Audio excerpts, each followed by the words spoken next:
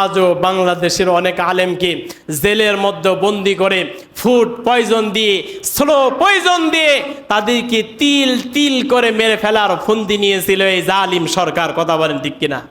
যে জন্য বাংলাদেশের একজন প্রখ্যাত আলেম, আমাদের বড় ভাই, কুষ্টিয়ার সন্তান মুফতি আমির হামজা, আজকে তিনি বিছানায়। প্রত্যেক দিন আমির হামজা এদেশের একজন অমূল্য সম্পদ, তাকে যত্ন করতে হবে। আজকে সাইদি সাহেব চলে গেছে, শুধু বাংলাদেশের নয়, তামাম বিশ্বের তিনি একটা সম্পদ ছিলেন। ঠিক কিনা বলেন?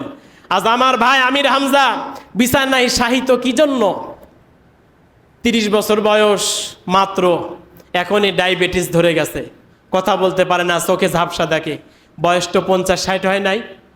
তাকে কিভাবে নির্যাতন করেছে, কিভাবে নির্মমভাবে তাকে জেলের মধ্যে অত্যাচার করেছে।